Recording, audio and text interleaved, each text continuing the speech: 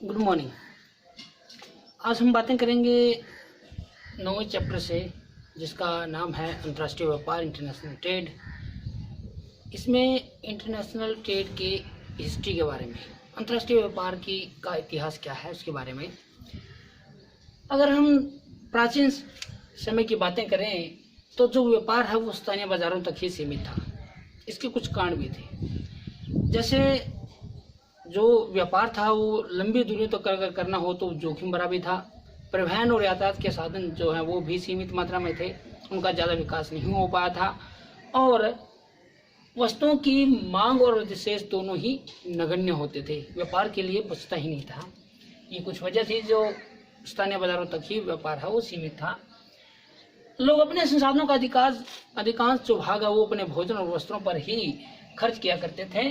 केवल धनाढ्य लोग ही ऐश्वर्यपूर्ण जीवन शैली जीते थे और इसी वजह से, उनकी ऐश्वर्यपूर्ण जीवन शैली की वजह से अधिकांश जो व्यापार है वो संभव हो पाता था।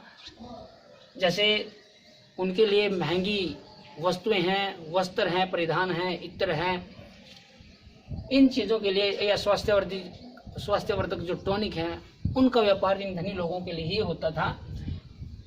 रोमन साम्राज्य के टाइम व्यापार थोड़ा बढ़ा और साम्राज्य के विखंडन के बाद 12वीं और 13वीं शताब्दी में यूरोपीय वाणिज्य में और वृद्धि हुई। समुद्री पोतों के विकास के बाद यूरोप और एशिया के बीच व्यापार हुआ, बढ़ा, उसमें वृद्धि हुई और अमेरिका एक नए क्षेत्र की खोज हुई। 15वीं शताब्दी में यूरोपीय उपनिवेशवाद शुरू हुआ। उपनिवेशवाद वो प्रक्रिया थी जिसमें शक्तिशाली राष्ट्र कमजोर राष्ट्रों को अपने अधीन कर लेता था, अपना गुलाम बना लेता था। और उपनिवेशवाद शुरू होने के साथ विदेशी वस्तुओं के साथ ही व्यापार का एक नया रूप भी सामने आया, जिसको दास व्यापार कहा गया। लोगों का उसमें व्यापार होता था। ये जो दास व्यापार की जो प्रथा थी वो 100 वर्षों तक, एक शताब्दी तक मालामाल कर देने वाला धंधा था, वो बना रहा। इन 100 सालों के दौरान पुर्तगालियों, डचों और स्पेनिशों एवं अंग्रेजों ने अफ्रीका के जो आदिवासी थे, वहाँ जो इन्होंने अपने उपनिवेश बना रखे थे, वहाँ के आदिवासियों को पकड़ा और उनको जबरदस्ती नए खोजे गए हुए क्षेत्र अमेरिका में, इनके जो बगान थे उनमें काम कराने के लिए उनको ले जाया गया। इसको दास प्रथा कहा गया। इस प्रोसेस को गिरमिटिया, इन मजदूरों को गिरमिटिया मजदूर भी कहा जाता था, क्योंकि एक एग्रीमेंट के तहत इनको ले जाया जाता था।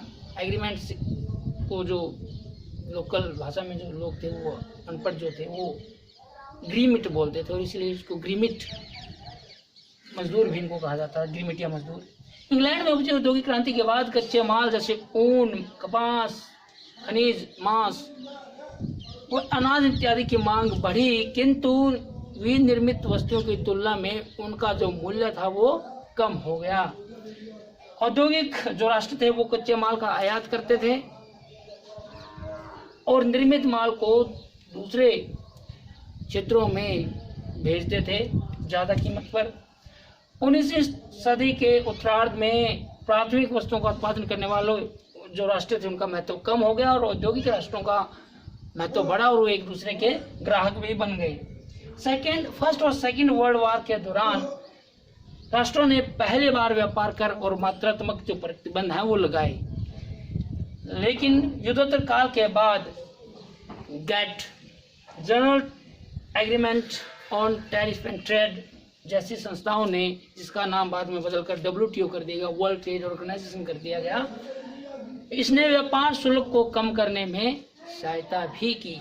ये पूछ लिया जाता है कई बार, अंतर्राष्ट्रीय व्यापार के इतिहास पर संक्षिप्त नोट लिखें, टिप्पणी लिखें या इसका वर्णन करें, इंटरनेशनल ट्रेड के हिस्ट्री का वर्णन करें। 5 नंबर में कई बार पूछा गया प्रश्न है पीछे, तो इसके ब्रीफ में हमने हिस्ट्री पढ़ी, बाकी हम करेंगे कल। आज के लिए इतना ही। Thank you.